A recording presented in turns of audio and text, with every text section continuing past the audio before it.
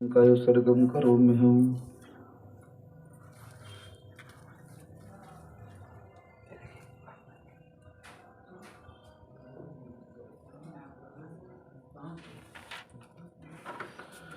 ओंकारं बिन्दुसंयुक्तं नित्यं ध्यायन्ति योगिनः कामदं मोक्षदं चैव ओंकाराय नमो नमः। अविरले शब्दघनौघः प्रक्षालिते सकलभूतलकलङ्काः मुनिवृपासितीर्था सरस्वती हरितोर्धृतमे अज्ञानतिमिरान्धानां ज्ञानाञ्जनशलाकयाः चक्षुमिलितमेव तस्मै श्रीगुरुवे नमः। परम गुरुभ्यो नमः परम प्राचार्य गुरुभ्यो नमः। सकल कलश विध्वंसकम श्रेषां परिवर्धकम धर्म संबंधकम भव्य जीव मनः प्रतिबोधकारक मदम शास्त्रम श्री परम पूज्य रत्नकरंडक श्रावकाचार्य जी नामधेयम् अस्य मूल ग्रंथकर्तारः श्री सर्वज्ञ देवाः तदुत्तर ग्रंथकर्तारः श्री गणधर देवाः प्रतिगणधर देवाः तेषां वचनानुसारमासाद्य श्रीमद् आचार्य प्रवर श्री परम पूज्य समंत भद्र स्वामी जी देवेन विरचितम् मंगलम भगवान वीरो मंगलम गौतमो गणी मंगलम कुंद कुंदाद्यो जैन धर्मोस्तु मंगलम सर्व मंगल मांगल्यम सर्व कल्याण कार्यक्रम प्रधानम सर्वधर्माणां जैनम जयतु शासनम कोटि शतम द्वादश्चैव कोटौ लक्षाणि शीतितत्रिकानि चैव पञ्चाशदष्टौ च सहस्रसङ्ख्यमेतच्छुतं पञ्चपदं नमामि अर्हन्त भासयत्तं गणहरदेवे गन्त्यमे सम्मं प्रणमामि भक्तजुत्तो सुतनाणमहो वैम शिरसा इच्छाई बनते सदवती कासु को तस्सालोचुम अंगो वंग पहिने पाहुड़िया प्रेम सत्य प्रमाम योग पुब्ब गए चूलिया चैव सत्तते त्रिदम कहायम स्याणिचकालम अंचे में पूज्य में वंदा में नमस्सामि दुख कहो कम कहो बोइला हो सुखी गमनम समाधि मरणम जिन संपत्ति हो मज्जम नमोस्तु अपरानिके स्वाध्याय वेलयाम श्रीमद् आचार्य भक्तिम काय सर्गम करो में हम।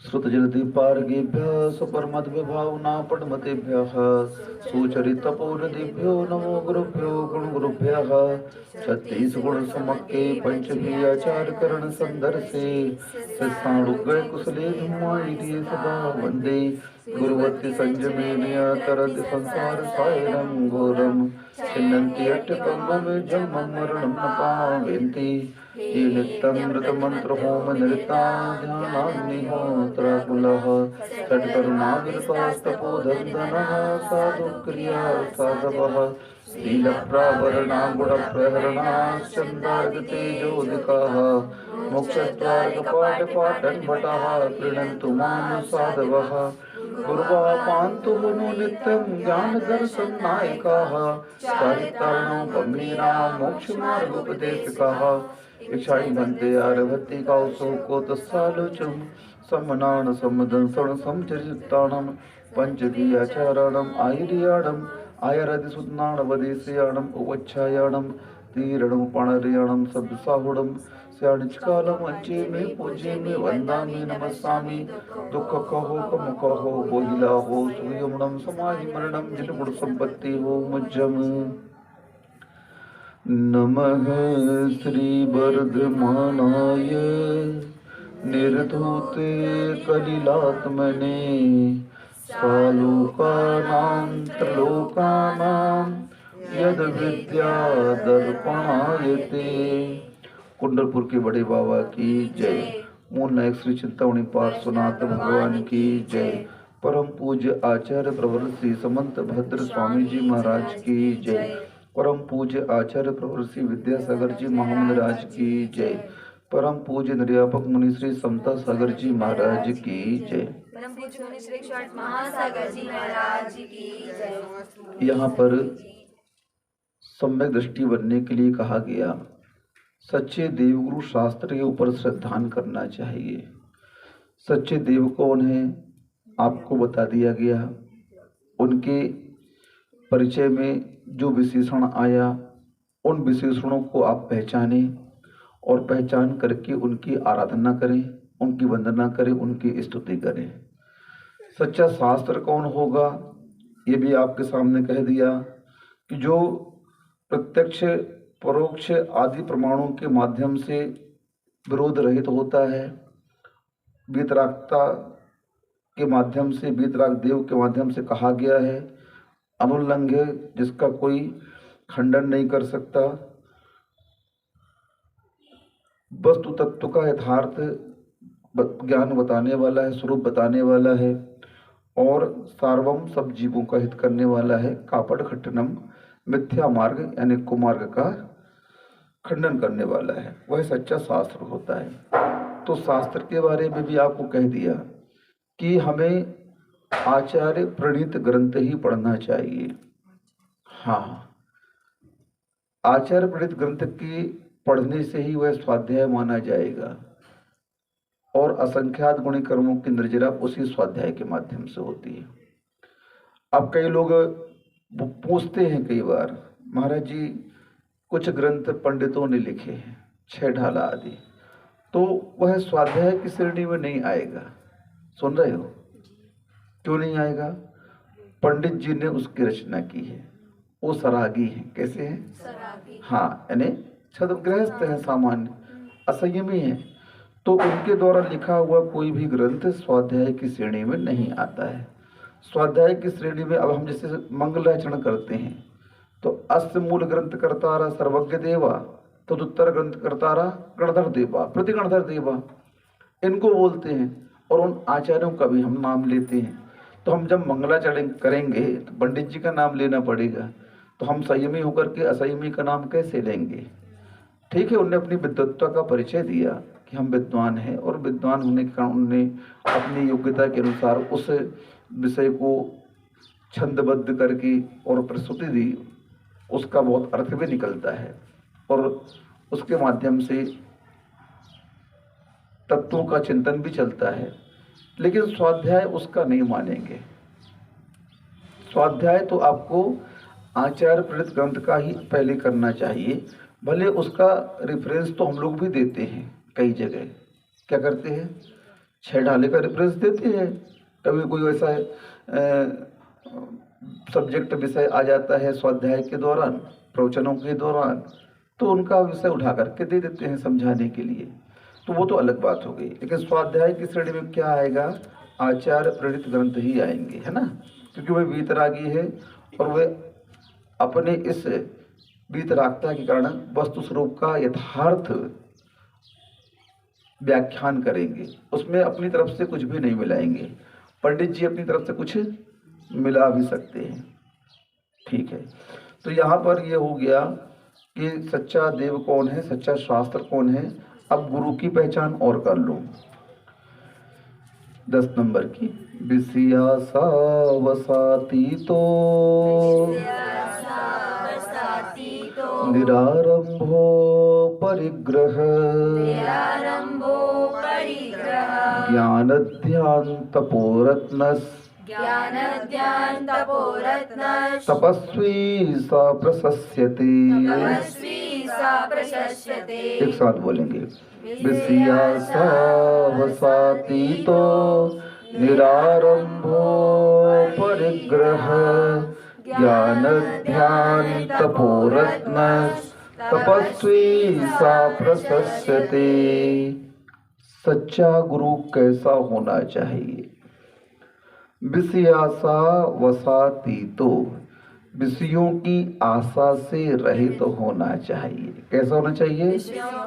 हाँ, हमें पराधीन कौन बनाता है? ये इंद्रियों के विषय हमें क्या बना देते हैं? पराधीन बना देते हैं। हम आज किसकी पुष्टि करने में लगे हुए हैं? बस मात्र इंद्रियों की पुष्टि करने में लगे हुए हैं। ये विषय ही विष बन करके आत्मा को बार बार मारते हैं और इसी के कारण ये पंच परावर्तन चल रहा है। क्योंकि इंद्रिय संयम और प्राणी संयम दो प्रकार का संयम कहा गया है। तो सबसे पहले इंद्रिय संयम को रखा गया। किसे रखा गया? इंद्रिय संयम को, क्योंकि बिना इंद्रिय संयम के हम प्राणी संयम रख नहीं सकते हैं। आप रसना इंद्री को ले लें, भोग इंद्री है ये। अब इसके लिए कितना पाप करते हैं? देखो, सबसे ज्यादा पाप अगर कहीं होता है दिन भर में तो इस रसना इंद्री के कारण होता है। किसके कारण होता है? हाँ, यानी दिन भर इसको पुष्ट करने के लिए पुरुषार्थ चलता रहता है। ये कर लो, ये बना लो, ये कर लो, हर जगह। यहाँ तक कि संसार का व्यापार आदि भी किस प्रयोजन को लेकर कर रहे हैं? भोग इंद्रियों को पुष्ट करने के लिए। किसको?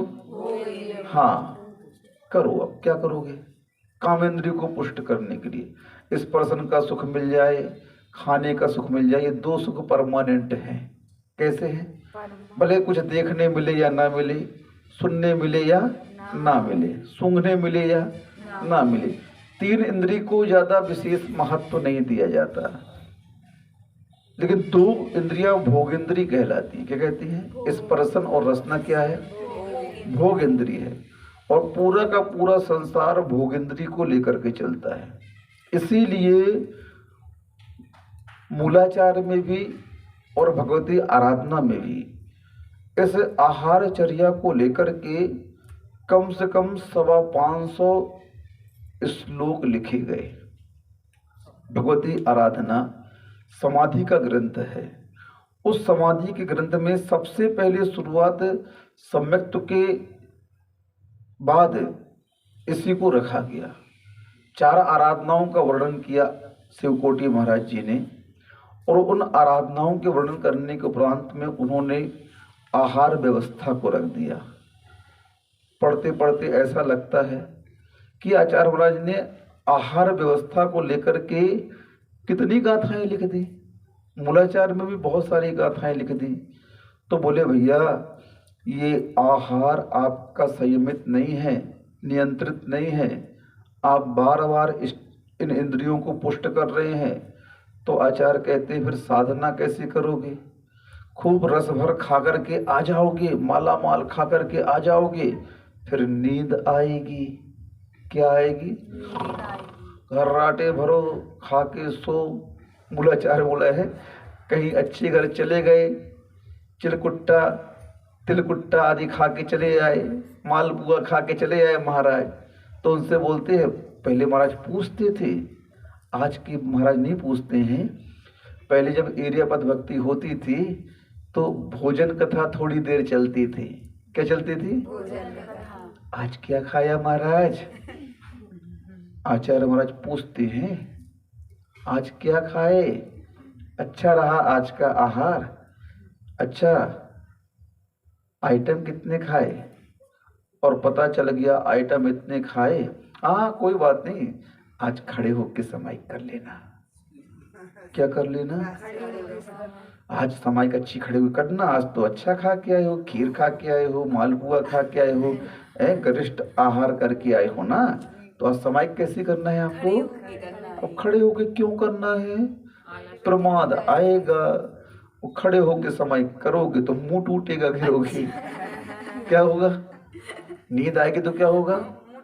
हाँ, अब क्योंकि आहार के बाद में प्रमाद तो आता ही है। कितने बड़े साधक क्यों न हो, भले खड़े होके समाई करने वाले साधक क्यों न हो, झपकी तो आ ही जाएगी। हमने एक बार जब नए नए दीक्षित हुए तो हमने बोला खड़े होके समाई करेंगे, खड़े होके समाई करेंगे। तो हम खड़े होके समाई करने के लिए आहार के बाद की दीवार की ओर मुंह करके, थक से जुबान में मुंह लगा हमारा। हमने बोला नहीं, अपने बस की तो नहीं है।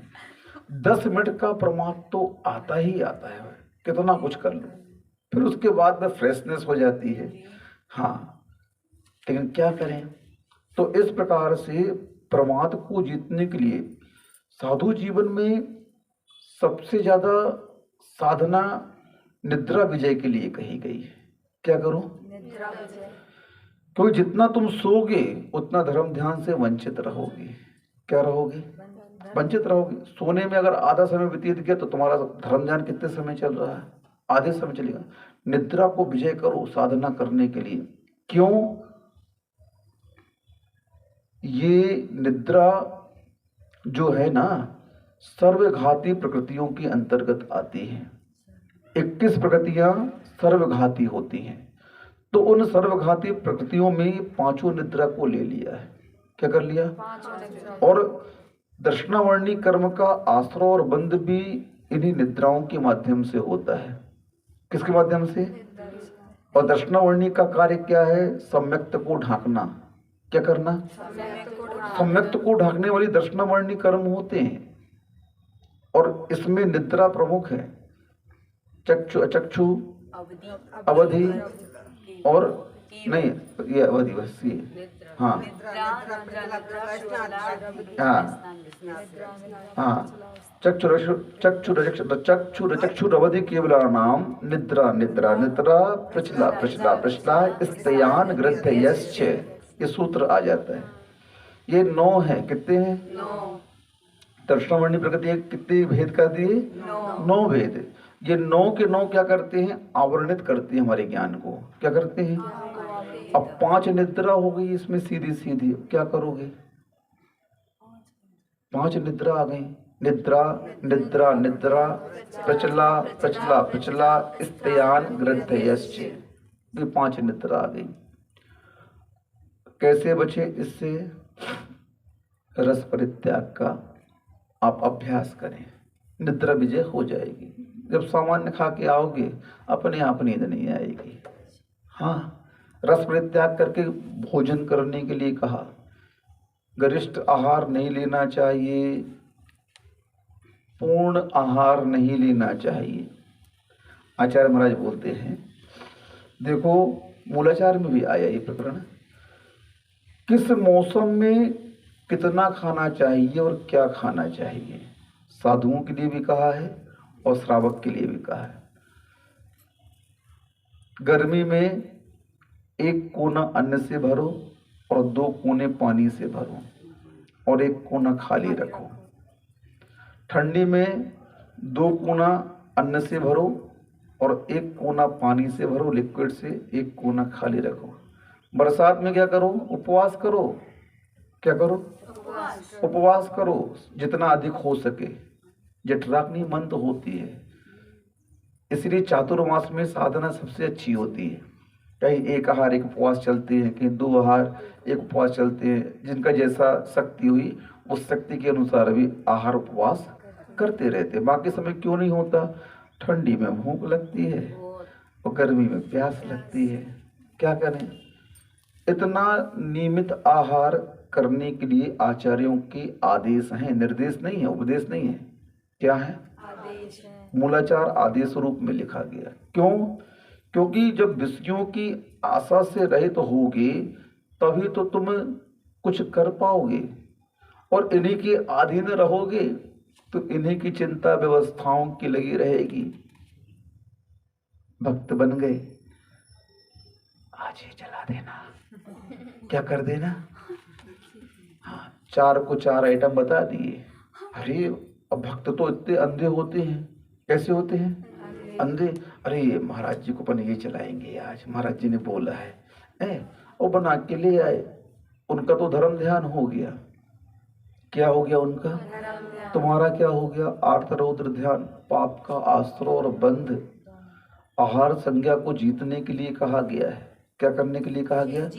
क्षुधा रोग विनाशनाय नैवेद्यम निरपांति। अब इस रोग पर विजय प्राप्त करनी है और हम रोग के लिए ईंधन की व्यवस्था कर रहे हैं। क्यों? इंद्रियों पर कंट्रोल नहीं है ना। इसीलिए आचार्य महाराज कहते हैं ये डिब्बा डिब्बी वाला काम नहीं चलना चाहिए। कुछ भी साथ आहार के समय नहीं जाना चाहिए। भक्तों के माध्यम से वहां आकर के कोई भले ही अपना आहार चौका वाले आकर के देते हैं, लेकिन स्वयं की व्यवस्था स्वयं के माध्यम से नहीं करनी चाहिए। कई बार क्या होता है दूसरे भक्त आकर के उस गांव के लोगों को सेट कर जाते हैं, सुनो महाराज जी को ऐसा ऐसा कर देना है। वो पीछे लग गए साथ में, अब जा रहा टिफिन साथ में। क्यों? वो व्यवस्था क्रम से चलती रहती है। इसमें गलती किसकी है? साधु की। किसकी है? हाँ। क्यों? आप क्यों व्यवस्था करवा रहे हो? हमारे आचार्य महाराज को बिल्कुल पसंद नहीं है ये टिफिन सिस्टम। गुरुदेव तो किसी से आहार लेते ही नहीं, बाहर वाले तो मरे जाते हैं, हम लोग भी पसंद नहीं करते। हाँ, वैयावृत्ति की बात अलग होती है, बीमारी व्यथा जब हो जाते हैं औषधि आदि के लिए, वो व्यवस्था करना अलग चीज हो गई। अब हम बोलेंगे ये नीम का काढ़ा चला देना, तो ये आहार व्यवस्था में नहीं, ये औषधि व्यवस्था में आएगा। किस में आएगा? हाँ। अब माल मटेरियल खिला दो, बना दो, उस चौकी में अच्छा नहीं बनता है, एक काम करो 2 सब्जी बना लो, अच्छी महाराज के लाइन टिफिन बांध लो और ले जाओ। अब बेचारा चौकी वाले जो बनाई वो चलेगी नहीं। दीदी ने अच्छी केला टमाटर मटर की मिक्स सब्जी बना दी एक ठिंगा, और ले जाओ साथ में महाराज के, तड़का डाल के बढ़िया। कैसी? लाल मिर्च एकदम लाल लाल दिख रहा हो अलग से, और डोड़ा इलायची डाल दो और खुशबू मार रहा हो बिल्कुल अलग से। होटलों में खुशबू आने लगी। कैसी आने लगी? हाँ। अब महाराज की आदत कैसी पड़ गई? ऐसा भोजन करने की पड़ गई। और चौके में कैसा बनता है बताने की आवश्यकता नहीं है। वो खाना श्रेष्ठ है। क्या है? वो खाना श्रेष्ठ है। क्यों? उसमें सावध्य का दोष नहीं लग रहा है। किसका दोष नहीं लग रहा है? सावध्य का दोष। सावध्य यानी पाप, पाप का दोष नहीं लग रहा आपको। उस भोजन में कोई पाप नहीं लग रहा, उद्दिष्ट का दोष नहीं लग रहा। काय का? उद्दिष्ट का। चला करके आप मांग रहे हो, याचना पर इसे कैसे सहोगे बताओ?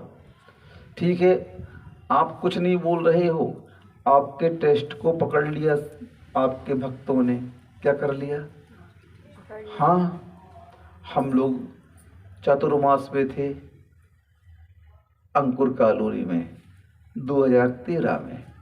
अब गृहस्थ आश्रम के परिजन लोग आए होंगे, आहार दिया। क्या खाते थे महाराज जी घर में? अब रहती श्रावकों की आदत, इन्हें तो मगज के लड्डू खूब अच्छे लगते, भजिया मगज के लड्डू, जब 2-4 आइटम बता गए हैं, उड़द की इमरती ये वो बता गए हैं। अब हमने देखा दूसरे दिन चौके में वही बनते थे। क्या बनते थे? मगज के लड्डू, उड़द की इमरती और भजिया। हमने क्या हो गया? 1 दिन 2 दिन ठीक रहा, हमने चातुर्मास में सब मीठा का त्याग कर दिया। हमने खाने ही नहीं है मीठा। क्यों? इन्होंने रुचि पकड़ ली। अब हमारा क्या कर्तव्य बनता उससे? बेगमगंज में भी चातुर्मास में सब मीठा त्याग था, पूरी चातुर्मास एक भी कोई मीठा नहीं, गुड़ भी नहीं और शक्कर भी नहीं। बस वो अब क्या बनाओगे तुम? बना लो जो बनाना है। अब जो भी बनाओगे तो अपने मन से बनाओगे। कैसे बनाओगे? क्योंकि इंद्रिय विजय तो करना है। कैसे करें? रस परित्याग चला करके करें। भक्तों से सावधान रहें। साधुचर्या को नाश करने वाला कौन होता है? कम भक्त होते हैं, वो भक्त नहीं होते। कौन होते हैं? भक्त तो हमेशा सावधान रखता है अपने गुरु को, और कम भक्त क्या करते हैं? मन मन का खवा करके उन्हें प्रमादी बना देते हैं। क्या कर देते हैं? हाँ, और अरे महाराज कितना से एक और ले ले, एक और। हाँ, चटपटा रसीला ऐसे आहार नहीं करना चाहिए। कभी कभी मिल जाए तो खा लो, प्रतिदिन की यह व्यवस्था नहीं होनी चाहिए। आपके लिए भी यही कहा, श्रावक के लिए प्रतिदिन कोई न कोई रस का त्याग करके भोजन करें आप। क्या करके? हाँ। क्यों? आदेश है आपको भी इसका। 1 हफ्ते में 7 रस होते हैं, रस तो 6 होते हैं, एक हरी भी गिन लिया जाता है। उन प्रत्येक दिवस में एक एक रस का त्याग करोगे तो इंद्रिय संयम पलेगा आपका। अरे महाराज बिना नमक के कैसे खा लेते आप लोग? एक दिन खा लिया, रविवार व्रत कर लिया तो और काय से खा लो, हलवा बना लो, हलवे के साथ खा लें अच्छी, सीरा बना लो, सीरे के साथ रोटी खा लें अच्छी, काय के साथ हवा जो कुछ भी। अब आप लोग तो स्वाधीन हैं, लेकिन उस दिन एक रस नहीं मिला तो आपको कैसा लगा उस दिन है? और हमारे आचार्य महाराज 55 साल से नहीं खा रहे हैं नमक मीठा, कैसा चल रहा होगा उनका, बताओ तो है? कुछ नहीं है, ये सब मन की फितूरी है। अब तुम स्वयं देखो ना, पूज्यपाद स्वामी जी ने इष्टोपदेश में स्पष्ट कह दिया, भुक्तुर्ता मुहुर्मोहान मया सर्वे पुद्गलाः उच्छिष्टेष्वेश वद्य मम विज्ञस्य का स्पृहा। इस संसार के ऐसे कोई भी भोग नहीं बच्चे जो आपने नहीं खाए, लेकिन सावधान, जो भोग आप कर रहे हो ये सब का सब जूठन खा रहे हो। क्या खा रहे हो? अपन सब क्या खा रहे हैं? जूठन खा रहे हैं। सुन रहे हो? तुमने दूध पिया, पहले बछड़े ने जूठा किया। किसने किया? तुमने अन्न खाया, पहले इल्ली ने खाया। किसने खाया? हाँ। तुमने पानी पिया तो पहले किसने जूठा किया? कितने कीड़े मकोड़े जलकाई थे उसमें, बताओ तो। तुम भोग भोग चिल्ला रहे हो, आइटम आइटम बता रहे हो, आचार्य कह रहे हैं उल्टी खा रहा है, बमन खा रहा है, जूठा खा रहा है, और इसको भोग कह रहा है। क्या कह रहा है?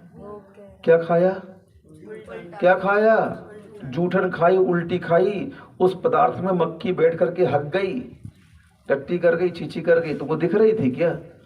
हैं? हम लोग ब्रह्मचारी अवस्था में कपड़े टांगने के लिए सफेद रस्सी डालते थे और उस पे 15 दिन बाद काले काले पूरे निशान पड़ जाते थे। बोले क्या हो गया? बोले मक्खी हक गई पूरे में। अब आहार संज्ञा उसके पास भी है, जब खाएगी तो निकालेगी भी कहीं ना कहीं से। अब वो चींटी मल कर रही तो दिख रहा कहीं क्या? लेकिन कर तो रही है मल, वो बमन तो हो रहा उसका। हर जीव जंतु का बमन तो निष्कासित होता ही है, मल निष्कासित होता है, चाहे वह मुंह से हो, चाहे जहां उसका स्थान बना हो वहां से हो। अब वो पदार्थ जो खा रहे हो तुम कुछ भी, सबसे पहले किसी न किसी अन्य जीव ने उसे जूठा किया ही है। क्या किया है? जूठा किया है। इसलिए भगवान से यही प्रार्थना करते हैं, क्षुधा रोग विनाशनाय। कब तक जूठा खाते रहेंगे भगवान? आप धन्य हो, आपका सब सामान स्वर्गों से आता है। कहाँ से आता है? देव पुनीत आहार करते हैं आप। कुछ दिन रह करके यहाँ केवल आहार करना पड़ता है तो अल्प समय रहता है उसका भी, केवल ज्ञान प्राप्त करके उसे भी आप छोड़ देते हैं। क्या हो जाता है? लेकिन हम लोग की मजबूरी है, ये शरीर बिना अन्न के चल नहीं सकता है। आचार्य बोलते हैं खा लो, जैसे गाड़ी को ओघन देते हैं ना, चुरुर मुरुर ना करे ये, ग्रीसिंग ऑयलिंग, क्या बोलते हैं उसको? ऑयलिंग ग्रीसिंग करते हैं ना गाड़ी में। ये भी एक है, शरीर भी एक यंत्र ही तो है। वायु शरीर यंत्राणी, ये शरीर यंत्र है जो वायु से चलता है। किसे चलता है? वायु से। हाँ। अब इस यंत्र को क्या दे दे? दे दो थोड़ा सा चरुर मुरुर न बोले, ये चू चू न चिल्लाए ज्यादा है, बर्राए न ज्यादा, गर्मी ना भर के इसकी थोड़ा सा ओघन दे दो। देखो तो इसकी मशीन कैसी है? सीधा खाते हो तो उल्टी बन जाती है, खुशबूदार खाते हो तो बदबूदार बन जाता है अंदर जाते ही, सफेद खाते हो तो पीला बन जाता है। छी छी, अरे भैया क्या छी छी कर रहा है तू? ये रबड़ी तो है, ये मलाई तो है, ये जलेबी तो है, ये बब्बा की फुल्की तो है, क्या है ये? वो माली की समोसे ही तो है, क्या है? जो भी फेमस वस्तु होती है वही तो है, बताओ। इसलिए आचार्य वैराग्य ने बढ़ाने के लिए उस पदार्थ से आपकी आसक्ति छूट जाए, इस प्रकार का व्याख्यान करवाते हैं, करते हैं। उच्छिष्टेष्वेश वद्य, उच्छिष्टेष्वेश उल्टी है, ये उल्टी क्या है? बमन है जो खा रहे हो। केवल ज्ञान या अवधि ज्ञान या मन प्रह ज्ञान में जब उस भोजन के स्वरूप को देखते हैं तो वो मल रूप दिखता है। किस रूप दिखता है? सब रिसाइकलिंग होकर के आ रहा है। क्या होकर के आ रहा है?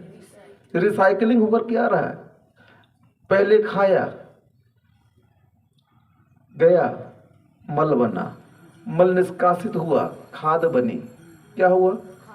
वो खाद खेत में गई, पुनः अन्न के रूप में परिवर्तित हुई, रस बना, फिर बीज बना, फिर फल बना, फिर खाया, फिर वो हुआ। सब रिसाइकलिंग होकर चल रही है। कैसी हो रही है? चक्र चल रहा है। अब चौके में महाराज के लिए अवधि ज्ञान लगाने को मना किया। क्या किया? कोई महाराज मान लो अवधि ज्ञानी है, मन प्रह ज्ञानी है, तो बोले बेटा इन सब ज्ञान को तुम तत्व में लगाना, अन्य कार्यों में लगाना। चौके में लगाओगे तो तुम्हें वह ग्रास मल दिखाई देगा। क्या दिखाई देगा? पूरा जो भोज्य सामग्री है, जो जितना भी आप भोजन दिखा रहे हो, किस रूप में दिखाई देगा? अवधि ज्ञान लगा लिया ना उसमें हमने। अवधि ज्ञान रिसाइकलिंग कर रहा है। क्या कर रहा है? जब नहीं करे तो अच्छी बात है। क्या खाना? आचार्य महाराज यही कहते हैं, आहार कर लिया, आहार करने के बाद ये भावना करना चाहिए, भगवान कब तक खाता रहूंगा, कब छूटेगा ये। इस प्रकार की भावना नहीं करोगे तो कैसे इन विषयों पर नियंत्रण पाओगे? आप बताओ तो पहले, कैसे जीतोगे इन विषयों की आशा को? विषयों की आशा कब जीतेंगे? शनह शनह अभ्यास करना चाहिए। धीरे धीरे इसका हमें प्रयास करना चाहिए। ये प्रयत्न करना चाहिए कि आज हम ये नहीं करेंगे। एक दिन की पहलवानी से कोई पहलवान थोड़ी बनता है। बनता है क्या? कंटिन्यूटी में जब वह कार्य चलता रहता है तो वह अभ्यास ऐसा परफेक्ट हो जाता है और उस अभ्यास से आप एक अलग प्रकार का शरीर बना लेते हो, एक अलग प्रकार की कार्य में दक्ष हो जाते हो। पहले जमाने में राजा महाराजाओं के यहाँ 20 कन्या 20 पुरुष होते थे। क्या होते थे? 20 कन्या 20 पुरुष होते थे। अब 20 कन्या कैसे बन गई? बचपन से इतना इतना सब विष उसे खिलाते थे, इतने में उसका मरण ना हो इतना विष देते थे। अब वो विष खाते खाते 20 पुरुष या 20 कन्या या स्वयं राजा कितना विषाक्त हो गया। जहरीला सर्प भी डस दे तो वह मरेगा नहीं। अब वो साक्षात उसका सेवन करने लगा, विष का। किसका? हाँ। ऐसा क्यों किया जाता था? पर शत्रुओं को मारने के लिए कूटनीति के अंतर्गत ऐसा किया जाता था। 20 कन्या 20 पुरुष भेज करके सामने वाले साम्राज्य के राजा को मारना है तो कैसे मारे? बिना युद्ध करे इनके माध्यम से मार दें। अन्य किसी दुश्मनों को घात करना है तो कैसे कर दें? ये जाते थे, कहीं नोच देते, कहीं काट देते, कहीं थूक देते, तो मर जाते, इनका जहर चढ़ जाता। वो कैसे तैयार हुए? धीरे धीरे अभ्यास करते। हर चीज अभ्यास के माध्यम से ही सफल होती है। कोई भी वस्तु। हमारे संग में कई महाराज ऐसे हैं जो एक आहार एक उपवास 12 महीना करते हैं। कैसे रहते हैं? एक आहार एक उपवास। मुझे तो चक्कर आने लगते हैं। मैं सोचता हूँ कैसे करते हैं। महाराज कैसे किया आपने? पूरे धीरे धीरे अभ्यास करो, सब हो जाता है। 2-4 बार दिक्कत जाएगी आपको। मैंने भी एक बार ताव तामुरा नमक नहीं खाऊंगा, नहीं खाया, 5 साल तक चल गया काम अपना। हाँ, 5 साल तक नहीं खाया नमक। फिर मुझे डेंगू हो गया केकड़ी में, तो फिर मुझे मीठा नमक मुझे सब त्याग था। तो केकड़ी में डेंगू हो गया, डॉक्टर बोलता है महाराज दवाई खाओ या फिर नमक मीठा खाओ। 2 ऑप्शन रख दिए हमने। दवाई तो नहीं खाएंगे, नमक मीठा खा लेंगे, फिर बाद में छूट जाएगा अपने आप। अब नहीं छूट रहा है तो चातुर्मास पर त्याग कर दो, या कभी भी 2 महीने 1 महीने का त्याग करते रहो, बीच बीच में चलता रहता है। अब दिक्कत नहीं जाती। अब जब हमने नमक का त्याग किया तो फिर उस समय 2-3 दिन तो दिक्कत हुई आहार करने में, गुटका ना जाए। हम बोले कैसे नहीं गुटका जाएगा? मेरे गुरुदेव इतने साल से खा रहे हैं, बिना नमक का मैं कैसे नहीं खा सकता हूँ। दृढ़ता बनी रही, चलता रहा नियम अच्छा, कोई तकलीफ कहीं नहीं आई कुछ भी। 5 साल तक बिल्कुल बिल्कुल निर्बाध रूप से चलता रहा। और ऐसा नहीं कि उस पदार्थ में स्वाद न हो, स्वाद भी था और अच्छा स्वाद आता था। बिना नमक के खाने में वस्तु का मूल स्वाद सामने आता है। क्या आता है? दाल का सही स्वाद क्या है तुम थोड़ी जानते हो। वही तो कह रहे, गेहूं का ओरिजिनल स्वाद क्या है तुम थोड़ी जानते हो। तुमने तो नमक डाल दिया, तुमको स्वाद किसका आ रहा है? नमक का आ रहा है। भले वो नमक अल्प डाला आपने, लेकिन उसमें स्वाद किसका आ रहा है? लेकिन बिना नमक की दाल रोटी बहुत अच्छी लगती है। और दूसरा, इसका प्रभाव क्या रहता है? प्रमाद नहीं आता है। सबसे ज्यादा प्रमाद ये 2 रस लेके आते हैं, नमक और मीठा। इन्हीं के कारण वह पदार्थ ज्यादा सेवन में आता है। ज्यादा खा लिया, क्यों भाई ज्यादा क्यों खा लिया आज? अरे अच्छा लगा, आज बहुत अच्छी खुशबू आ रही थी, इसकी खुशबू से ही भूख लगाई। किससे लगाई? यही तो विषयों की सामग्री है और क्या है। इसीलिए आचार्य जो होते हैं, गुरु जो होते हैं, इन विषयों की आशा से रहित होते हैं। इन्हें किसी भी प्रकार के विषयों के प्रति लगाव नहीं होता है। वो जानते हैं कि अगर मैं इन विषयों की ओर आकर्षित हो गया, इनसे प्रभावित हो गया, मेरी साधना विफल हो जाएगी। इसलिए ये इंद्रियों की चाह ही इस आत्मा को पराधीन बनाती है। क्या बनाती है? अब देख लो, अगर एक बार आपके यहाँ आहार ना करना पड़े, हम आपके यहाँ क्यों जाएं? बोलो। गणधर परमेष्ठी, पंच परमेष्ठी में ऐसे परमेष्ठी हैं जो कभी भी आहार नहीं करते, कभी भी आहार नहीं करते।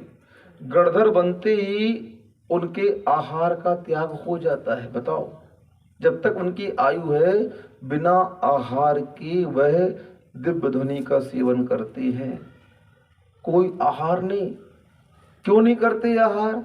भगवान के प्रति इतना राग है कि कहीं मेरी दिव्य देशना छूट ना जाए सुनने से। छोटे से नहीं करते आहार की, नहीं नहीं, पहुंचने की बात। जैसे ही वो पद में स्थित होते हैं, हाँ, गणधर पद जैसे उनको मिलता है, उस पद में स्थित होते ही उनके कबलाहार का त्याग हो जाता है।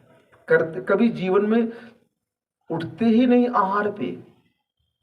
तीर्थंकर तो मुनि बनने पर आहार करते हैं, लेकिन जो गणधर बनते हैं वो मुनि बनने के बाद आहार ही नहीं करते। जैसे ये पद मिला, उस पद के मिलने के बाद ही क्या हो जाता है? आहार का त्याग हो गया। क्या साधना होगी उनकी? वो भी तो हमारे जैसे ही इंसान है। तीर्थंकर भी तो हमारे जैसे ही इंसान है, वो अलग से कोई है? यहाँ कोई भी फैकल्टी नहीं है। फैकल्टी जो भी बनता है अपनी साधना के बल पर बनता है। कोई एक्स्ट्रा फैकल्टी हमारे यहाँ है ही नहीं। जो कुछ भी तुम फैकल्टी बनोगे, किसके बल पर बनोगे? स्वयं की साधना के बल पर आपके व्यक्तित्व का निखार होगा। और कोई मंत्र तंत्र से व्यक्तित्व का निखार होने वाला है ही नहीं आपका। इसीलिए किसकी आशा नहीं करो?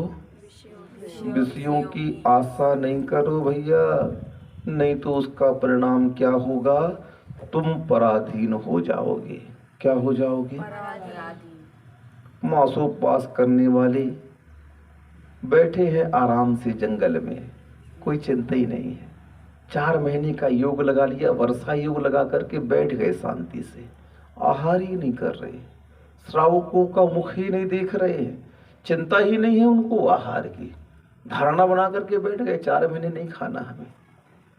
ठीक है, उनका वज्रवसाम नाराज सहनन होता है, ये बात अलग है। लेकिन वज्रवसाम नाराज सहनन होने के बाद में मन की धारणा भी तो चाहिए। क्या चाहिए? हाँ, शक्ति तो हमारे अंदर है, फिर उस शक्ति को प्रकट करने के लिए मन की अनुकूलता भी होनी चाहिए। सुकमाल महाराज भी वज्रवसाम नाराज सहनन के धारी थे, लेकिन जब तक घर में रहे कैसे रहे? सरसों के दाने गड़ते थे, चावल गले में लगता था, दीपक की रोशनी से अश्रुपात होते थे। क्या था इतने सुकुमार? जब साधना पर खड़े हुए तो सियालनी खाती रही 3 दिन तक, देखा ही नहीं उनकी तरफ। क्यों नहीं देखा? एक मच्छर खा जाए, एक चींटी खा जाए तो पहले उपयोग कहाँ जाता है? भगा दे पहले इसको। और वहां कौन भग रहा है? सियालनी खा रही है 3 दिन तक उनकी भौजाई भूतपूर्व है, लेकिन नहीं देख रहे हैं। क्यों नहीं देख रहे हैं? आत्मज्ञान हो गया उनके लिए। क्या हो गया? आत्मज्ञान हो गया। कुछ नहीं है, सब व्यर्थ है। बस ऐसे ही उस ज्ञान के होने के उपरांत ही वह सैनन काम करता है। आत्मज्ञान नहीं है तो वही बच्चे सब नाराज सैनन 7वें नरक की ओर भी ले जाता है। कहाँ ले जाता है? 7वें नरक की। बच्चे सब नाराज सैनन 2 कार्य करता है। आत्मज्ञान के साथ हो गया तो मुक्ति दिला देगा। कहाँ दिला देगा? मुक्ति दिला देगा। और आत्मज्ञान छूट गया और विषयों की आशा के अधीन हो गया तो 7वें नरक ले जाएगा। दोनों काम कर रहा है। क्या कर रहा है? दोनों का। हाँ, तो वज्र सब नाराज शरण का प्रयोग मोक्ष मार्ग में कब कार्यकारी होगा? जब सम्यक ज्ञान के साथ आप उसका प्रयोग करें, विषयों की आशा को त्यागने का आप अभ्यास करें, तब कहीं जाकर के वह सैनन आपके लिए मुक्ति का द्वार खोलने वाला है। इसीलिए भले पंचम काल में मुक्ति नहीं है, आचार्य महाराज कहते हैं, वज्र सब नाराज सैनन भी नहीं है। हम आज पहाड़ों पर बैठ करके आतापन योग नहीं लगा सकते हैं। हम वृक्षों के नीचे बैठ करके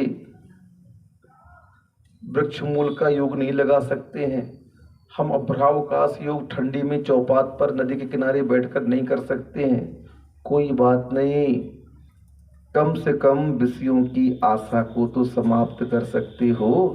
ठीक है, इस शरीर को देना है, कुछ देव, मना नहीं कर रहे हैं, लेकिन चटकारे देकर मत दो इसे। कैसे दो? और चौके में ज्यादा भक्त हुए। कैसी थी महाराज जी आज की जलेबी? आज का रसगुल्ला कैसा था महाराज जी? और पूछते हैं चला करके, अरे भैया क्या बता दें कैसा था है?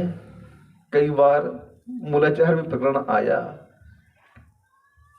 महाराज आहार के बाद में बनी हुई वस्तुओं की तारीफ कर देते हैं ताकि कल पुनः वह श्रावक लेकर के आ जाए। सुन रहे हो महाराज? बहुत अच्छा बनाया था तुमने। अरे बस इतना तो सुनना है तुम्हारे लिए। क्या सुनना है? हाँ, बहुत अच्छा बनाया था, कल और बना ले अपन लोग महाराज जी खिलाने। हाँ, आज अच्छे से चलाओ ना। और महाराज जी ने तारीफ भी करी है। क्या कर दी है? हाँ, मूलाचार में आया है।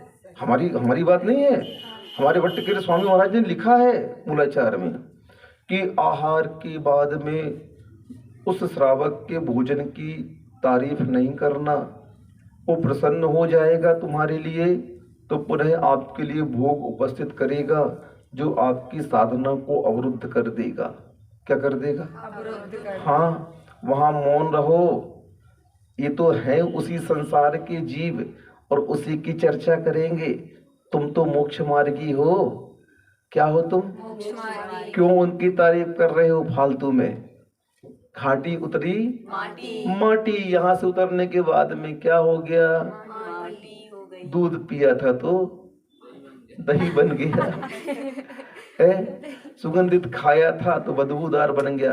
5 मिनट बाद उल्टी कर दो। कितने मिनट बाद? जो आपने भोजन किया है 5 मिनट बाद अगर पूरा का पूरा बाहर निकाल दो, बमन कर दो, उसमें से दुर्गंध आती है। खाया कैसा था? अपनी नाक खुद पकड़ते अपने ही उल्टी से बचने के लिए हैं। कई बार स्वयं गैस निकाल दो, आपको बदबू आ रही क्या हो गया? होता है ना, होता है ना। क्यों? अब बदबू क्यों आ रही है? क्योंकि तुम्हारा पेट खराब हो चुका है, बदबू आ रही है, मल गंदा हो गया। कैसा हो गया? हाँ, होता है। इसीलिए कई बार ऐसा होने पर हमारे लिए कह दिया अगर उल्टी हो जाए चौके से निकलने के बाद दिन भर मौन रहना प्रायश्चित है। क्या प्रायश्चित है? दिन भर मौन रहना, शास्त्र नहीं छूना उस दिन। क्या नहीं करना? पाठ वगैरह कुछ नहीं करना, बस मनी मन ओंकार मंत्र पढ़ना। क्यों? बमन लगा हुआ मुंह में तुम्हारे, कुल्ला तो कर नहीं सकते तुम। उल्टी हो गई है, क्या करोगे? साधु हो, उसका प्रायश्चित है मौन रहो, बोलो नहीं किसी से। इसीलिए कम खाने के लिए कहा। क्या कहा? कम खाओगे, गैस वैस भी बनेगी तो यहां तक आएगी, और यहां तक खा लिया गैस बनेगी तो बाहर फेंकेगी। कहाँ फेंकेगी? हाँ, मत करो उपवास, कल फिर खा लेना, कल फिर खा लेना। उपवास हमारे यहाँ मूल गुण नहीं है, उत्तर गुणों में आया। एक भुक्ति मूल गुण है। क्या है? दिन में एक बार खाना हमारा मूल गुण है, और उपवास करना उत्तर गुण है। करो या नहीं करो। विशेष तप में आता है उपवास। किसमें आता है? नहीं भी करेंगे तो हमारा काम चल जाएगा। लेकिन कम खाओगी, इंद्रियों पर विजय करोगी तो ये विशेष नंबर आपको मिलेगा। उपवास करने में भी विशेष नंबर मिलता है। आप चला करके अपने शरीर को कष्ट दे रहे हैं, उन्नोदर कर रहे हैं, साधना कर रहे हैं, ये डिस्टेंशन मार्क है। कैसा है? हाँ, लेकिन पास होना कितने में? 33% में। रोज खा लो, पास हो जाओगे आप। क्या हो जाओगे? हाँ। अब डिस्टेंशन के लिए तुमने पुरुषार्थ किया और डिप्रेशन में चले गए तो क्या होगा? ना डिस्टेंशन मिलेगा और ना पास होगे। क्योंकि क्या हो गया? डिप्रेशन हो गया। डिस्टेंशन के चक्कर में लगे थे, बिल्कुल मेरिट में लाएंगे, पर पगला गया वो बच्चा, विक्षिप्त हो गया है। विक्षिप्त हो गया। क्या हो गया? हाँ, टॉप करेंगे, टॉप करेंगे। अस्पताल में भर्ती होना पड़ा। इसीलिए कहते हैं कीजिए शक्ति प्रमाण। तब किससे कैसा करना चाहिए? मूलाचार्य बोलते हैं तप बिल्ली के जैसा नहीं होना चाहिए, शेर की गर्जना जैसी होनी चाहिए। कैसी होनी चाहिए? बिल्ली पहले बहुत तेज बोलती है, फिर आखिरी में उसका साउंड कैसा? कम हो जाएगा साउंड। कैसा हो जाएगा? तो नए नए शुरू में साधना ज्यादा कर ली, आखिरी में क्या हो गए? बीमार पड़ गए। और सिंह की गर्जना जो रहती है एक सी रहती है। कैसी रहती है? हाँ, साधना करने के पूर्व ये कहा गया कि पहले अभ्यास करें इसका। आचार्य महाराज ने कोई भी साधना की है तो एकदम से छोड़ा नहीं। चटाई भी छोड़ी तो 2 साल पहले अपने पास रखते थे। उस चटाई को कहाँ रखते थे? भले घड़ी घड़ाई रखी रहती थी, कैसे फोल्ड होकर के रखी रहती थी वो लकड़ी की चटाई, खोलते नहीं थे। हाँ, लेकिन त्याग नहीं किया, रखी रहती थी। लेकिन साधना कैसे करते थे? बिना चटाई के सोते थे। जब उन्होंने 2-3 मौसम निकाल दिए उस ऋतु के, शीतकाल के, और उन्होंने देख लिया कि साधना से मेरे शरीर पर कोई दुष्प्रभाव नहीं पड़ रहा है, फिर उन्होंने त्याग कर दी। और त्याग करने के बाद में अपने साधुओं को भी निर्देश दिया, देखो चटाई लेने से दिगंबरत्व पर दोष लगता है, चटाई नहीं लेना चाहिए आप लोगों को। अच्छा, सी ठंडी में कैसे करेंगे? नहीं नहीं, मैंने पहले इसकी साधना कर ली है कि बिना चटाई के शरीर स्वस्थ रह सकता है, अस्वस्थ नहीं होगा। फिर उन्होंने अपने शिष्यों को त्याग का उपदेश दिया। नमक त्याग कर दो, मीठा त्याग कर दो, पहले स्वयं करके देखा, फिर उपदेश दिया कि इसके माध्यम से शारीरिक क्षति कुछ भी नहीं होगी आपकी, इसके माध्यम से बल्कि आप स्वस्थ ही रहोगे। कैसे रहोगे? हाँ, क्योंकि अस्वस्थ कब होता है शरीर? जब ज्यादा भोग की मात्रा बढ़ जाती है तो रोग आने लगते हैं। रस परित्याग करने से क्या फायदा? इंद्रियों की रक्षा तो होगी, इंद्रियों की और विजय तो प्राप्त कर लेंगे, साथ ही साथ में शरीर स्वस्थ रहेगा आपका। क्या रहेगा? एक एक दिन अगर एक एक रस नहीं करोगे तो शरीर में संतुलन बराबर बना रहेगा, बॉडी बैलेंस बराबर रहेगी आपकी। फिर आपको ज़्यादा औषधि नहीं खानी पड़ेगी। हाँ, इसलिए एक दिन तो एक रस का त्याग करना ही चाहिए। इससे इंद्रिय विजय भी होगी, प्राणी संयम भी पलेगा और साथ ही साथ हमारा शरीर भी स्वस्थ रहता है। इस प्रकार से पांचों इंद्रियों की चाहे इस आत्मा को पराधीन बनाती है और उस पराधीनता से बचने के लिए, स्वाधीन होने के लिए आचार्य महाराज इन पंच इंद्रियों के विषयों को जीतते हैं। क्या करते हैं? जीते हैं। हाँ, इसके फंदे से बाहर आते हैं। ये फंदा है, क्या है? फंदा। फंदा क्या करता है? बांध कर रखता है। क्या कर करके रखता है? बांध करके। तो हमें संसार में बांध करके कौन रखा हुआ है वर्तमान में? कर्म। इन इंद्रियों के फंदे। कर्म कैसे बांधेगा?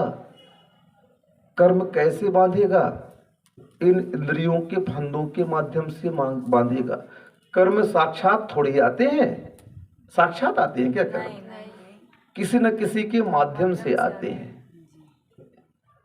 मोहिनी कर्म। कौन सा कर्म हो गया? अटैचमेंट। क्या है? बहुत प्रगाढ़ संबंध है। ये कौन करवा रहा है? और वो करवाने वाला हो गया। किसके कारण कर रहे हो आप? एक दूसरे से मिलने पर राग हो गया, मोहिनी ने उसका निमित्त बना दिया आपके लिए। क्या कर दिया? निमित्त बना। हाँ, कर्म कोई न कोई निमित्त के माध्यम से ही आपके सामने उपस्थित होता है। बिना नो कर्म के कर्म कुछ भी नहीं कर सकता है। कर्म की शक्ति क्या है? नो कर्म। क्या है? नो कर्म क्या होता है? हाँ, आंख से जो कुछ भी देख रहे सब नो कर्म है। क्या है? बहुत सुंदर आ गई लड़की, बहुत सुंदर आ गया लड़का, कितना सुंदर है। अब इस नो कर्म में तुमको प्रभावित कर लिया। क्या कर लिया? तुम इससे आकर्षित क्यों हो गए? क्योंकि पहले देखा आंख से। तुम इसको देख करके घृणा क्यों कर रहे हो? देख लिया मतलब। बुरा क्यों कह रहे हो भाई तुम उसको? तुम्हारा कुछ बिगाड़ रहा है क्या वो? नहीं। उसको अच्छा क्यों कह रहे हो? तुम मिल रहा है क्या वो चीज? है कितनी सुंदर, देखो तो कितनी सुंदर। लो, वो अपने आप में है, तुम अपने आप में हो, और आकर्षण कैसा बढ़ गया? तुम उसे क्या कह रहे हो? सुंदर। मिलेगी नहीं तुम्हें? हे देखो तो भाभी कितने चुहार पहनी है ये वाली भाभी। हाँ, 3 तोला को है, 3 तो 5 को है। अच्छा 5 को है। अब लो, तुम्हारी औकात नहीं है 5 तोला पहनवे की, कहने की बात। लेकिन देख करके क्या कह रहे हो? बहुत सुंदर लगा। अब वो सुंदर कहनाने में नो कर्म निमित्त बना कि नहीं बना? उसने आपके अंदर राग उत्पन्न कर दिया। तो अच्छा और बुरा दोनों भी जो भी आपके अंदर चलेगा वो नो कर्म के माध्यम से चलेगा। जब तक नहीं देखोगे तब तक कैसा रहेगा? सामान्य रहेगा। कैसा रहेगा? सामान्य। बस जहां वस्तुओं के संपर्क में आए वहां आपको वह राग द्वेष उत्पन्न करा देगा। नो कर्म ही तो है ये। तो कर्म कभी भी नो कर्म के बिना रह नहीं सकता है। कर्म का मूल स्थान रहने का क्या है? नो कर्म। और वही नो कर्म हमारे भाव कर्म को भड़का देता है। क्या कर देता है? राग द्वेष हमारे भाव कर्म हो गए। आत्मा का स्वभाव है राग द्वेष करना। कौन करवा रहा है राग द्वेष? नो कर्म। बचना क्या है? साधना क्या है? नो कर्म से बचिए आप। किससे बचिए? हाँ, वही तो द्रव्य कर्म के बंध का कारण है। हाँ, तो 5 इंद्रियों के माध्यम से जो नो कर्म हमारे सामने उपस्थित होते हैं, अगर उसमें हम आसक्त हो जाते हैं तो आचार्य कहते हैं द्रव्य कर्म का बंध तुम्हें होकर के ही रहेगा। साधना के दौरान इंद्रियों पर विजय क्यों किया जा रहा है? क्योंकि राग द्वेष की प्रणाली को नाश करना है। बंध किसके माध्यम से हो रहा है? इतना अगर तुम्हें ज्ञान नहीं है, तुम साधना क्या करोगे फिर जीवन में? चाहे श्रावक हो चाहे श्रवण हो, दोनों के लिए कह दिया बंध के कारण को जानो पहले। किसको जानो? बंध के कारण। कुछ ज्ञान हो या ना हो, लेकिन बंध का ज्ञान अवश्य होना चाहिए। कौन सा ज्ञान होना चाहिए? बंध का ज्ञान होने से आप संवरी और निर्जरा की ओर आगे बढ़ोगे। और बंध का ज्ञान नहीं है तो जीवन में कोई भी आत्म साधना आप कर ही नहीं सकते हो। फिर हर कार्य में आप राग द्वेष की उस प्रणाली को हवा देते रहोगे, हमेशा किसी न किसी को सुंदर और किसी न किसी को असुंदर कहते रहोगे। ये दोनों कहना कब बंद करोगे आप बताओ? जब आप ये साधना कर लेंगे कि इसके माध्यम से बंद होता है। क्या होता है? बंद होता है। राग अलग चीज हो गया, बंद अलग चीज हो गया। ये बात अलग है कि राग के माध्यम से ही बंद हो रहा है, तो बस बंद को समझो ना। बंद को समझ लोगे तो अच्छे बुरे कहाँ तक, किसको अच्छा कहूं किसको बुरा कहूं, ये तो नाम कर्म की प्रकृतियां हैं। किसकी प्रकृतियां हैं ये? नाम कर्म की प्रकृतियां हैं। सो आश्रव का कारण है, बंध का कारण है। और इस राग द्वेष से बचने के लिए अब मैं इन्हें अच्छा भी नहीं कहूंगा और बुरा भी नहीं कहूंगा। वस्तु वस्तु होती है, ना वो अच्छी होती है और ना बुरी होती है। आपका दृष्टिकोण अच्छा और बुरा होता है। क्या होता है? वस्तु कभी भी बुरी और अच्छी नहीं होती है। उस वस्तु के प्रति आपका दृष्टिकोण अच्छा और बुरा होता है। अब देखो, मल तुम्हारे लिए कैसा है बताओ? बुरा है ना? सुअर के लिए अच्छा है, उसका तो भोजन है। अब वस्तु कहाँ खराब हुई मुझे ये बताओ पहले। उसके लिए तो हलवा मलाई पूड़ी है, उसके लिए सुअर के लिए क्या है वो? हाँ, तुम्हारे लिए छी हो रही है। क्या हो रही है? गंदी है, गंदी है। और उसके लिए क्या है? अब बताओ क्या है ये? घी माल मलाई तुम्हारे लिए क्या है? अच्छा है। लेकिन सामान्य व्यक्ति के लिए पच नहीं रहा तो उसके लिए कैसा है? तुम्हें अच्छा तला अच्छा लग रहा है, अब वो हार्ट पेशेंट है, कैसा है उसके लिए? परहेज करो। तुम्हें मीठा अच्छा लग रहा है और उसको शुगर है, वो नहीं खा सकता, उसके लिए जहर है वो। अब ये वस्तु अच्छी है कि दृष्टिकोण अच्छा बुरा है? वस्तु तो वस्तु है, लेकिन उसके प्रति हमारा दृष्टिकोण अच्छा और बुरा बनता है। और यही अच्छा बुरा दृष्टिकोण कर्मों का आश्रय और बंध कराता है। इसलिए आप वस्तु को अच्छी बुरी मत कहो। वस्तु को वस्तु के रूप में देखने पर कोई राग द्वेष नहीं होगा। उस वस्तु के पहलुओं पर जब जाएंगे, विशेषताओं पर जाएंगे, तब हमें राग द्वेष हो जाएगा। छिछी गंदगी है, वस्तु है पड़ी है, निकल जाओ सामने से। और क्या? जानवर है, हमारा पड़ा है, बदबू तो आएगी, उसका नेचर है, नेचर जान गया। उससे क्या होगा? करने से उस बदबू को तो आप रोक नहीं पाओगे। और घ्राण इंद्रिय के दो ही तो विषय हैं, दुर्गंध या बस दो ही तो आएंगे। अब ये इंद्रिय विजय के विषय मिल रहे हैं तुमको, तो क्या करने लगे? थूकने लगे। उससे क्या होगा? आपने विजय नहीं प्राप्त की। क्या कर लिया आपने? तत्संबंधी कर्मों का बंद कर लिया। घ्राण इंद्रिय विजय आपकी नहीं हुई, फेल हो गए आप। क्या हो गए? सामान्य से निकल जाओ। कोई जानवर खत्म हो गया लगता है, कोई बात नहीं, चलो निकल गए आगे से, इंद्रिय विजय हो गई। और वहां उसका प्रतिकार करने लगे तो क्या हो गया? बस हमारे यहाँ प्रतिकार करने के लिए मना किया गया है। किसके लिए मना किया है? कोई भी तुम्हारे ऊपर आक्रमण करता है तो साधु प्रतिकार नहीं कर सकता है। क्यों? प्रतिकार करेंगे तो राग द्वेष हो जाएगा। उपेक्षा संयम क्या है? दो प्रकार का संयम कहा गया, अपरस संयम और उपेक्षा संयम। अपरस संयम में हम व्यवस्था करते हैं इस शरीर की रक्षा के लिए, और उपेक्षा संयम में हर कार्य की उपेक्षा की जाती है। उपेक्षा संयम जो अपनाता है ना, वो ऐसी साधना करता है, फिर उसे इस शरीर से कोई राग द्वेष नहीं होता है। वो फिर कुछ भी आपसे अपेक्षा नहीं रखेगा। हाँ, कोई भी अपेक्षा नहीं रखेगा। खिड़की दरवाजे तक बंद नहीं करता उपेक्षा संयम वाला। चाहे ठंडी हो, चाहे गर्मी हो, चाहे बरसात हो, खिड़की कैसी रहेगी? हाँ, अपनी साधना को बढ़ाएगा। उपेक्षा संयम क्यों अपनाया उसने? राग द्वेष को जीतने के लिए साधना कर रहा है। ये विषयासा वसाती तो क्यों कह दिया? गुरु बन गए हो, और गुरु वीतरागी होता है, और वीतरागी होकर के अगर तुम विषयों की आशा के पीछे दौड़ोगे, तुम्हारी वीतरागता क्या हो जाएगी? समाप्त हो जाएगी।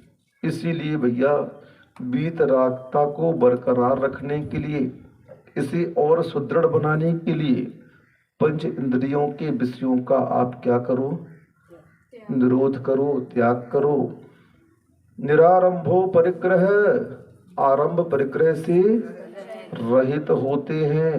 उनके पास में बाह्य 10 प्रकार के जो परिग्रह कहे गए हैं, क्षेत्र, वास्तु, हिरण्य, सुवर्ण, धन, धान्य, दासी, दास, गुप्त, भांड, प्रमाणाति क्रमः, ये क्या कहा? सूत्र कह दिया। इन 10 प्रकार के बाह्य परिग्रहों का तो त्याग करते ही हैं, लेकिन साथ में जो 14 प्रकार का आभ्यंतर परिग्रह जो कसाई के रूप में कहा गया है, किसके रूप में कहा गया?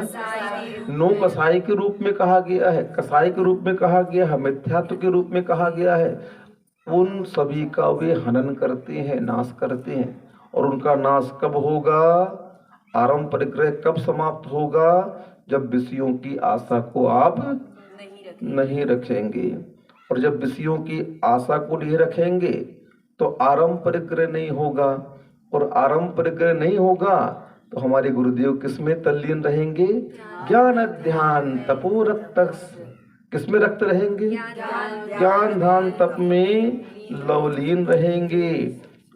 तपस्वी सा प्रशस्ते, वही गुरु हमारे लिए सच्चे कहलाएंगे, प्रशंसनीय कहलाएंगे।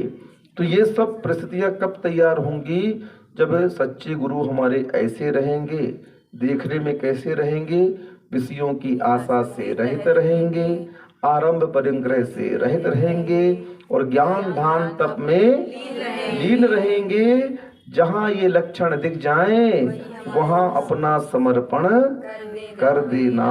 वही सच्चे गुरु हैं। नाम से गुरु मत बनाना, व्यक्ति को लेकर के गुरु नहीं बनाना, साधु को देख करके गुरु बनाना। आप हमसे प्रभावित हो सकते हो, इससे आपसे, लेकिन हमसे प्रभावित कब होगे? शरीर देख के हुए, कि ज्ञान देख के हुए, कि चर्या देख करके हुए? इसमें भी बहुत सारे आपके सामने ऑप्शन रहते हैं। मूल प्रभावित होना चर्या के माध्यम से। किसके माध्यम से? हाँ, सच्चा श्रावक ज्ञान नहीं देखता, सच्चा श्रावक रूप नहीं देखता। व्याख्यान तो विद्या दृष्टि भी बहुत अच्छा कर देते हैं, हाँ, लेकिन सच्चा श्रावक क्या देखता है? हमारे महाराज कितने बजे सामायिक में बैठते हैं, हमारे महाराज की आहारचर्या कैसी है, हमारे महाराज की दृष्टि कैसी है, हमारे महाराज के बोलचाल की भाषा कैसी है, उनका उठना बैठना कैसा है, कैसा देखते हैं। ये सब श्रावक बहुत जल्दी पकड़ लेता है। तुम लोग के पास में गॉड गिफ्ट रहती है, बुरा नहीं मानना। कोई लड़का अगर देख रहा हो ना आप लोगों को, तो आप पहचान जाते हैं किस दृष्टि से देख रहा है। गलत बोल रहे क्या? गॉड गिफ्ट रहती है, और लड़कों को भी रहती है। अगर कोई लड़की उसको देख रही है तो पहचान जाता है किस दृष्टि से देख रही है। कहीं ना कहीं आप लोगों के पास में दिव्य दृष्टियां रहती हैं, और आप पहचान जाते हो कि इनकी देखने की दृष्टि कैसी है, तुरंत भाप जाते हो आप लोग। बस इसी प्रकार की दृष्टि अगर आपकी गुरु के पहचानने में हो गई तो आपका उद्धार हो जाएगा। जिन वाणी के ज्ञान तय सोचे लोकालो, सो वाणी मस्तक नमो सदा दे दो होठो। हे जिन वाणी भारती तो ही जपो दिन रहे, जो तेरो शरणा गहे सो पावे सुख चैन। देव भजु अरिहंत को गुरु सेवा निर्ग्रंथ, दया धर्म पालो सदा यही मोक्ष का पंथ।